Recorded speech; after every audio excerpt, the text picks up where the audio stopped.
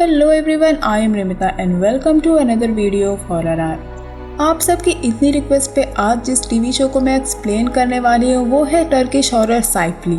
ये रिलीज हुआ था 2017 में, जिसको डायरेक्ट किया है एल्फर मिस्ती जी ने, जिन्होंने सिचिन, मुसल्लत जैसी कमाल की मूवीज को डायरेक्ट किया है। दोस्तों, साइफली को दूसरे शब्दों में सिपली कहते हैं। इस सीरीज के टाइटल के बारे में हम सीरीज के एंड में बात करेंगे, तो इस सीरीज को पूरा देखिएगा। साइफली की IMDb रेटिंग है 8.2। मुझे पता है कि आप सब लोग मुझसे काफ़ी लंबे समय से रिक्वेस्ट कर रहे थे कि मैं कुछ टर्किश हॉरर कंटेंट लेकर आऊँ। मुझे पता है कि आप इस टीवी शो का एक्सप्लेनेशन पूरा एंड तक देखने के लिए बहुत बेताब है। तो देर कैसी, चलिए बढ़ते हैं आज के इस हॉरर कोस्टर राइड पे।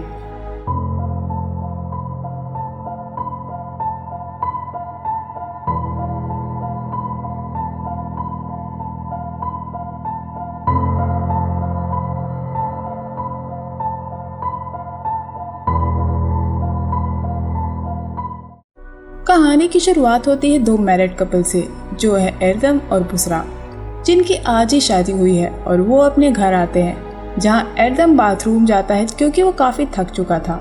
यहाँ हम एक सीन में एक आदमी को उनके घर के सामने खड़ा देखते हैं। एरदम कुछ टाइम बीतने के बाद भी बाहर नहीं आता। तब बुसरा बाथरूम में जाके देखती है। जब वो एरदम को बाथरूम में देखती है तो वो जोर से चिल्लाती है, और यहाँ हमें पता लगता है कि एरदम की मौत हो गई है। लेकिन एरदम की मौत कैसे हुई ये हमें नहीं दिखाया जाता। आखिर एरदम कैसे मरा ये हमें आगे के एपिसोड्स में पता चलेगा। एरदम की मौत के बाद बुसरा बहुत टूट गई थी। बुसरा की माँ उससे कहती हैं कि उसकी हालत उस घर में अकेले रह के और बिगड़ रही है और वो इस बारे में ज़्यादा ना सोचे।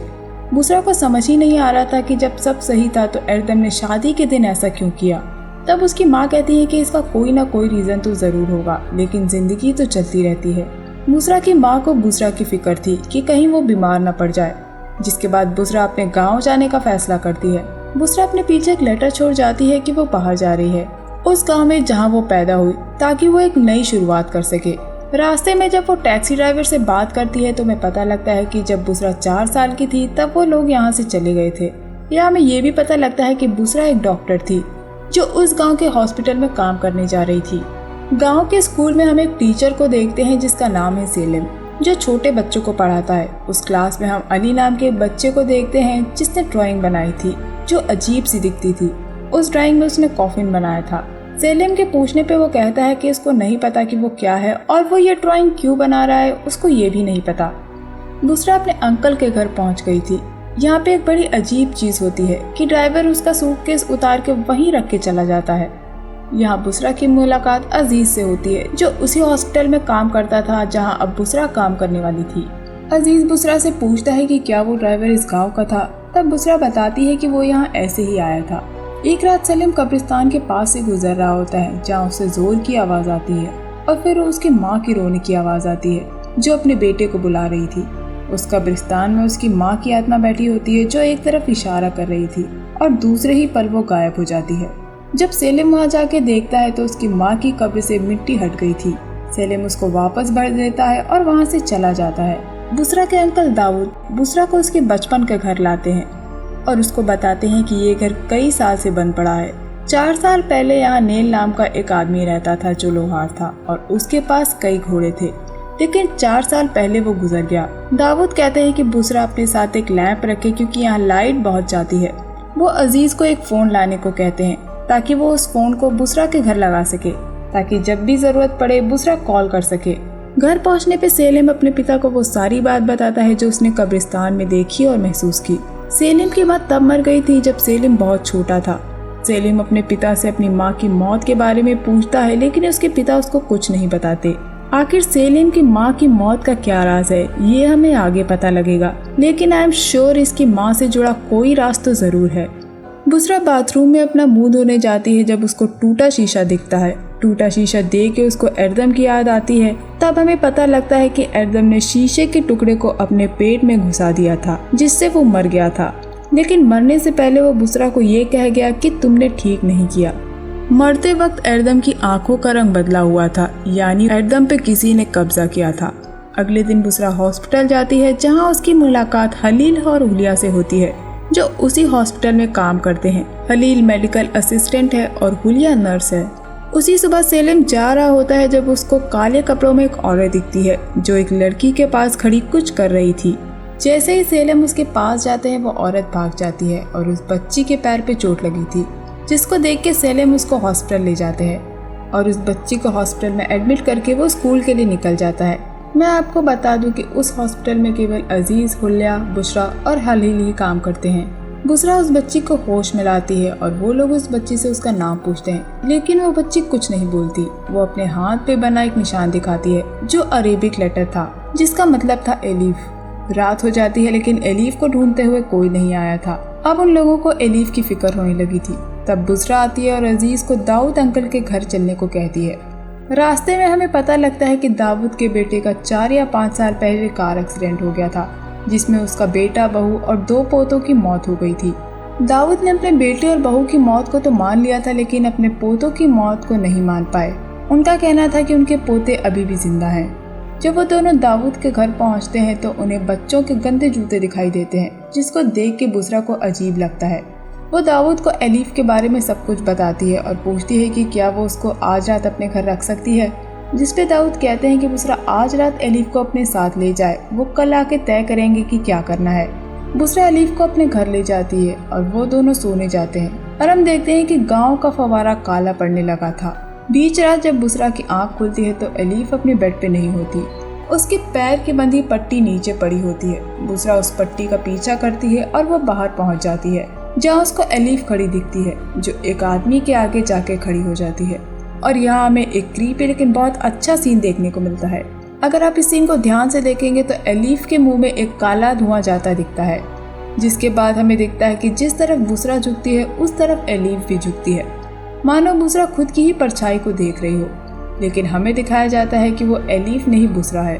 फिर हमें उस आदमी का चेहरा दिखाया जाता है जिसके आगे एलिफ जाके खड़ी हो गई थी, जो बुशरा के पास आके कहता है कि उसने उसके साथ अच्छा नहीं किया, और वो आदमी सेलिम होता है। बुशरा बेहोश हो जाती है और जब उसको होश आता है तो वो कमरे में जाके देखती है, तब एलिफ आराम से सो रही थी। बुशरा को समझ में नहीं आ रहा था कि आखिर जो उसने देखा वो क्या था। बुशरा को एरदम की कही बात याद आती है जो उसने शादी से पहले कही थी कि एरदम की माँ नहीं चाहती थी कि उनकी शादी हो, क्योंकि उनको बुरे सपने आ रहे थे और कोई चीज नहीं चाहती थी कि वो दोनों खुश रहें। अजीज बुशरा को हॉस्पिटल ले जाने से पहले उस तबेले की तरफ देखता है जहाँ उस लोहार के घोड़े रहा करते थे। अजीज एक गैर जिम्मेदार आदमी था, लेकिन वो सुपर नेचुरल चीजों में बहुत विश्वास रखता था। वो उस घर से डरता था जहाँ बुशरा रह रही थी, क्योंकि नेल उसी घर में रहा करता था और अपनी बेटी के खो जाने के बाद वो पागल हो गया। कोई इस बारे में बात नहीं करता।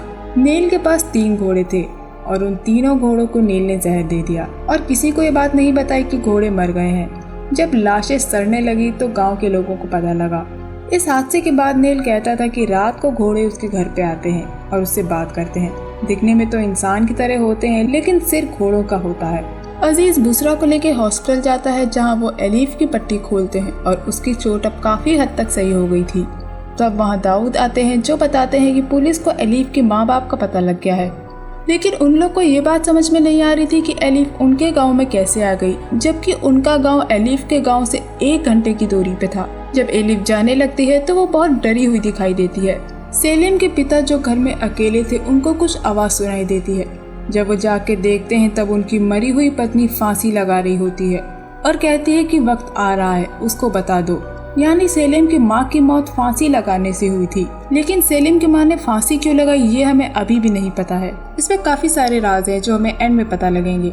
सेलिम स्कूल के बाद अली से बात कर रहा होता है जब अली बताता है कि उसकी माँ बहुत बीमार है और वो मरने वाली है, लेकिन अली चाहता है कि उसकी माँ की जगह वो मर जाए। तब अली उस ड्राइंग को देख के बताता है कि उस ताबूत में मैं हूँ। ये ड्राइंग बनाने के लिए दाऊद अंकल के पोतों ने अली से कहा था और बताया था कि एक लेडी डॉक्टर गांव में आएगी जो सेलिम के लिए आएगी। हॉस्पिटल में बुशरा से मिलने गांव की 2 औरतें आती हैं, जो है कादिर और तुर्कन। उनके जाने के बाद सेलिम आता है जो कहता है कि वो एलिफ के घर जा रहा है उसको देखने के लिए, ताकि उसको तसल्ली हो जाए कि वो ठीक है। तब बुशरा भी सेलिम के साथ चलने को कहती है। वो लोग सेलिम की कार लेने जाते हैं जहाँ बीच में अजीज का घर पड़ता है और वहाँ बालकनी में अजीज की दादी खड़ी होती है जो सेलिम पे गुस्सा हो रही थी और उसको वहाँ से चले जाने के लिए कहती हैं, क्योंकि वो सेलिम को एकदम पसंद नहीं करती हैं। रात होते होते बुशरा और सेलिम एलिफ के घर पहुँच जाते हैं जहाँ वो एलिफ के पिता से मिलते हैं जो उस गाँव के इमाम थे। सेलिम और बुसरा बताते हैं कि उन लोगों ने एलिफ की मदद की थी और वो उसको देखने आए हैं। जब एलिफ के पिता बताते हैं कि उनकी बेटी का नाम एलिफ नहीं उमरान है। ये बात सुन के बुसरा और सेलिम को शौक लगता है। जब वो दोनों एलिफ से मिलते हैं तो वो उन लोगों को नहीं पहचानती है और कहती है कि ये लोग कौन हैं। ये देख के बुसरा को लगता है कि उन लोगों को वहाँ से चले जाना चाहिए और वो दोनों वहाँ से चले जाते हैं। उधर अजीज के घर वापस आने पे उसकी दादी कहती है कि वो तेरे रूप में आए थे। ये सुन के अजीज डर जाता है।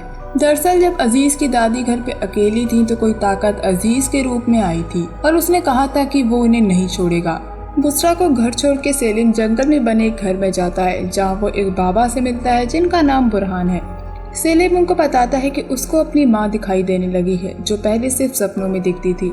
तब वो बाबा बताते हैं कि सेलिम की माँ इसलिए दिखती है क्योंकि वो उसे कुछ बताना चाहती है। आज जिस लड़की से वो मिला था वो उसकी किस्मत का फैसला करेगी। अब वो बुरा होगा या अच्छा तुम्हें इसका फैसला मिल के करना होगा। अगर तुमने अपनी किस्मत का फैसला नहीं किया तो वो फैसला कोई और करेगा, लेकिन उससे अच्छाई की उम्मीद मत रखना। फिर वो सेलिम को सावधान करते हैं कि गांव के बच्चों से बच के रहना क्योंकि कुछ आत्माएं कमजोर शरीर का इस्तेमाल करके तुम पे असर डालना चाहती हैं। अभी बहुत कुछ है जो सलीम को जानना है। उस रात बुसरा को सपना आता है जहाँ वह पेड़ के पास सेलिम को खड़ा देखती है और वहाँ एक छोटा बच्चा भी होता है।